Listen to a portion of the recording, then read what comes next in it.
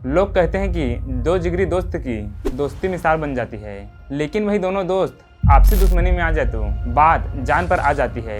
तो ऐसा ही हाल खालिस्तान के चक्कर में कनाडा का हुआ और ये विवाद बढ़ा तो क्या नुकसान हो सकता है, आइए जानते हैं इस वीडियो में।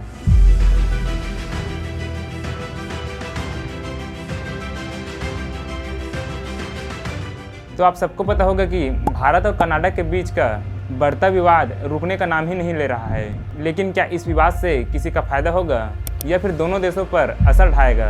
तो ये नुकसान सिर्फ एक देश का नहीं बल्कि दोनों देशों का होगा, किसी का ज़्यादा तो किसी का कम।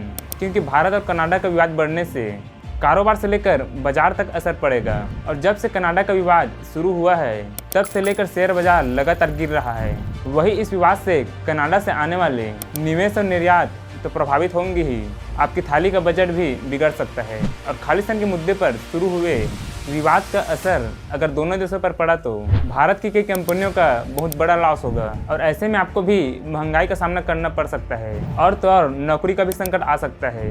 और सबसे ज़्यादा मुश्किल उन छात्रों के बीच होगी जो कनाडा जाकर पढ़ाई कर रहे हैं।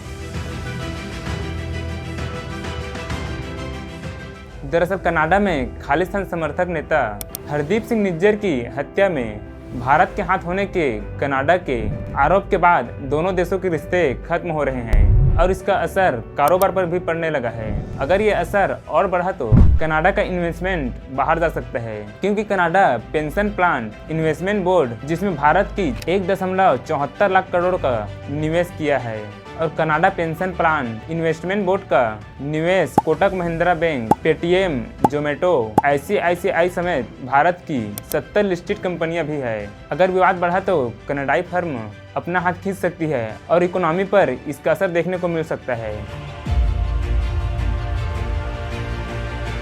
वही दोनों देशों के बीच बिगड़ते हालातों से तनाव बढ़ सकता है और ऐसे में कनाडा भारत के बीच कारोबार में असर पड़ सकता है, क्योंकि दोनों देशों के बीच साल 2023 में $8 बिलियन का कारोबार हुआ। अगर तनाव बढ़ा तो इस पर भी असर पड़ेगा और आयात निर्यात भी प्रभावित होगा।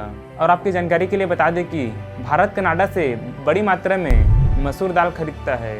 अगर ये विवाद बढ़ा तो दाल महंगी हो जाएगी। और बात करें भारत के कुल मसूर आयात के बारे में तो 2020 से 2021 में 11.16 लाख टन, 2021 से 2022 में 6.67 लाख टन और 2022 से 2023 में 8.58 लाख टन रहा, जिसमें भारत ने कनाडा से साल 2020 से 2021 में 9.9 लाख टन, साल 2021 से 2022 में 5.23 लाख टन और साल 2022 से 2023 में 4.85 लाख टन मसूर का खरीदा था। अगर दोनों देशों के रिश्ते खराब हुए तो जाहिर है कि मसूर दाल की कीमत बढ़ जाएगी। वैसे भी कनाडा और भारत के बीच ये खींच तनाव लंबे समय तक चलती है। इसका सबसे ज़्यादा असर मसूर दाल के अलावा म्यूरेट ऑफ पोटाश उर्वरक पर भी हो सकता है। इसकी कीमतें बढ़ सकती है। वही साल 2022 से 2023 में 23.59 लाख टन पोटाश के कुल आयात में से भारत ने कनाडा से 11.43 लाख टन खरीदा था। हालांकि इस बात को समझना जरूरी है कि कनाडा की निर्भरता भारत पर अधिक है। कनाडा में पैदा होने वाली आधी से अधिक मसूर वो भारत को निर्यात करता है। ऐसे में कनाडा के लिए भारत को मसूर का निर्यात रोकना मुश्किल होगा। अगर वो ये गलती करता भी है तो नुकसान उसका खुद का होगा, क्योंकि भारत के पास मसूर के लिए ऑस्ट्रेलिया और अमेरिका जैसे देश अभी भी हैं। वही कनाडा में बड़ी संख्या में भारतीय छात्र हैं जो वहां पढ़ रहे हैं और विवाद बढ़ा तो भारतीय छात्रों के लिए मुश्किल खड़ी हो सकती है। लेकिन इसका असर कनाडा पर भी होगा, क्योंकि कनाडा की इकोनॉमी बहुत हद तक भारतीय छात्र पर ही निर्भर करती है। कनाडा में बढ़ने वाले विदेशी छात्रों में भारतीय छात्रों की संख्या 40% है और कनाडा की इकोनॉमी में अंतर्राष्ट्रीय छात्रों का बहुत बड़ा रोल है। ये छात्र वहाँ मोटी फीस भरकर पढ़ाई करते हैं और वहाँ की इकोनॉमी को मजबूत करने में मदद करते हैं। वही कनाडाई छात्र के मुकाबले बाहरी छात्रों से 4 से 5 गुना अधिक फीस वसूली जाती है।